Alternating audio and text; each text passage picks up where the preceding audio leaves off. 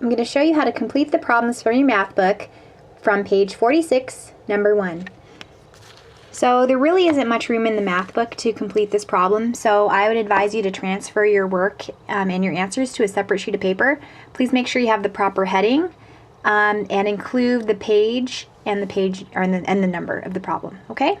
So right here, this is number 1a.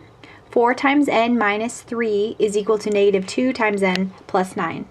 The directions said check whether the given value is a solution to the equation. So the book indicates that they want you to know, or they want you to find out if the value of n is equal to 2. So there's two ways that you could do this. One way is just to substitute the value of 2 in for n, and then see if both sides are equal to each other once you've substituted that value in. The way that I'm going to show you is the way that, that I've shown you in class, where you won't necessarily know what the answer is, because that's what it would be like on an assessment. You won't know what the answer is. So that's how I'm going to show it to you. So for starters, you're going to examine the problem, and you'll see that we have a variable on each side of the equal sign. Before we can build it, we need to move those variables to the same side of the equal sign. I notice right here, there's no, we can't simplify it there, and we can't simplify it there, so definitely let's go ahead and move them to the same side. I'm going to move the variables to the left-hand side, and to do that, remember to do inverse operations.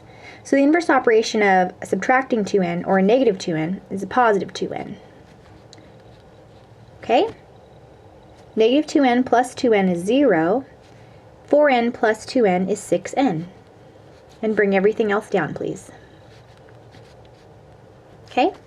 Now that you see that there's only a variable on one side of the equal sign, that's when you can build it. So when we're building it, we start with n. We're going to build this one right here. Then we multiplied it by 6. Then after that, we subtracted 3. Now the inverse operation of subtracting 3 is adding 3. So that's what you're going to do to both sides of that equal sign. Negative 3 plus 3 is 0. 9 plus 3 is 12. Bring down everything, please. Okay, now that you've simplified it and rewritten it, go back up here, and the inverse operation of multiply by 6 is to divide by 6. So that's what you're going to do to both sides of that equal sign. 6 divided by 6 is 1. 1 times n is 1n, or n. 12 divided by 6 is 2. So the solution that we should get is obviously 2. And in the book, yep, that's correct. So, yes, n equals 2 is correct. Okay? Now time for the next problem, number 1b. Okay, you're going to see right now there's a variable on each side of the equal sign, so you cannot build it. Let's go ahead and try simplify. Nothing on that side to simplify, nothing on that side to simplify. So now comes the part where we need to move the variables to the same side of the equal sign. And I'm going to go ahead and move it to the left. So this is a positive 3m, so the inverse operation of that is subtract 3m, or a negative 3m, and you're going to do that to both sides of that equal sign. 3m subtract 3m is 0, and 9m minus 3m is 6m. Bring everything else down, please. Okay, now that you see that you've got one term with a variable only on one side of the equal sign, now you can build it. So we start with our variable of m. After that, you multiplied it by 6. After that, we subtracted 19. Okay? So the inverse operation of subtracting 19 is to add 19. And you're going to do that to both sides of that equal sign. Negative 19 plus 19 is 0. 1 plus 19 is 20. Bring everything else down. Okay, now that you've simplified it, you can go on back up.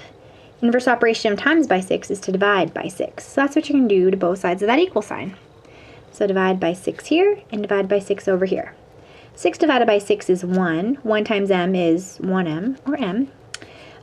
20 divided by 6, well, you can go ahead and do that with a calculator if you want, or you can turn it into a mixed number. But there's a variety of answers that you could possibly get. You can literally just keep it as 26. Okay, keep it a fraction. Or you can simplify it. So I'm going to divide by 2, so that could be 10 thirds. Or I can turn that into a mixed number and get 3 and 1/3. Or if you typed it in your calculator and you went 20 divided by 6, or you went 10 divided by 3, you would get 3 and 3/10 repeating. So any one of those answers is correct because they're all equivalent to each other. Now the one in the book, they said that the answer was 10/3. So let's see if that was one of our options. Oh yeah, right there. So yep. M equals 10/3 as provided in the book is correct. All right, let's move on to 1C. You'll see that there is a variable on each side of the equal sign. So we can't go ahead and build that yet. What you need to do is you need to make sure you simplify it. And right there, we can totally use that distributive property. So 3 times y is 3y. 3 times a positive 8 is a positive 24. Okay, and then on this side, I can't simplify anything over there, so we're just going to bring it down. Okay, and you'll see that we still have a term over here and a term over here with a variable, and since we have that, we cannot build it. We need to move them to the same side.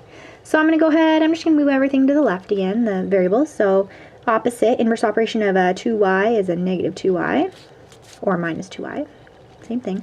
2y subtract 2y is 0. 3y subtract 2y is just 1y, or y, same thing. Bring down your plus 24.